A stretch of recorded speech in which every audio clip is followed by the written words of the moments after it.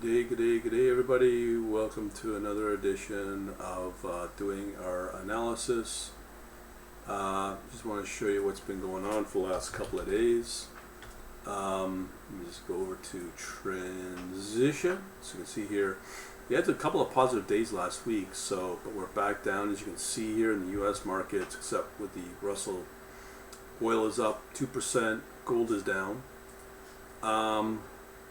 Silver down, up, forex, USD and Japanese yen's up, Bitcoin's down along with the other one, the CMC 200, and last night both the FTSE and Nikkei were up.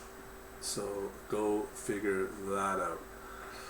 Alright, so here's the latest tear sheet. I have to tell you, I've been doing two other ones that I've not posted on YouTube. They're not as strong as I like. This is probably the weakest one. That's 71%, but nonetheless, it's still fairly strong when you look at the benchmark of the S&P 500. Has been really tanking in solid decline since about April. But this one has a few drawdowns, but it's steadily going up and recovers. So this is not a bad trading basket from my perspective.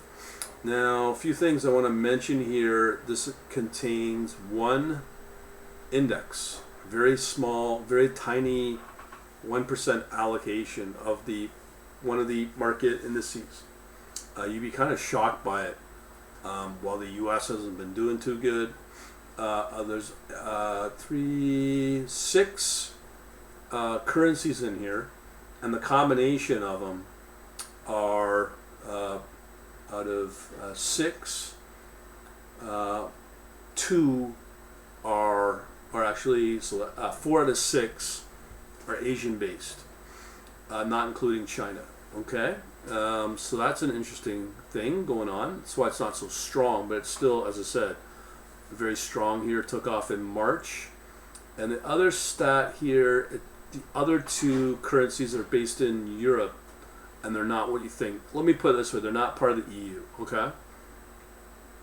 Max drawdown here at 13%, so it's within toleration of negative 15, at the lowest of negative 13%. We have here pretty good return here at 60 plus for the year.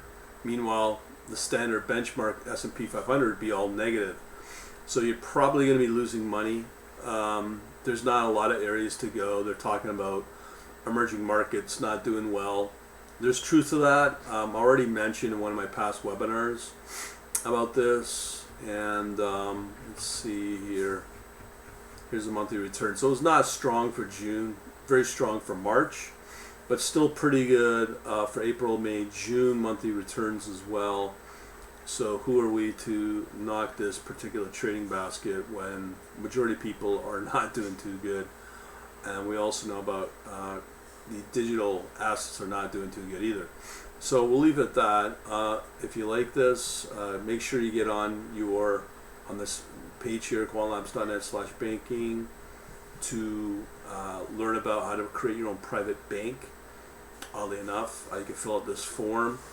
Another thing is, if you are interested in learning about these trading baskets and what they contain, we have our monthly service. Right now, they're just being delivered via Telegram.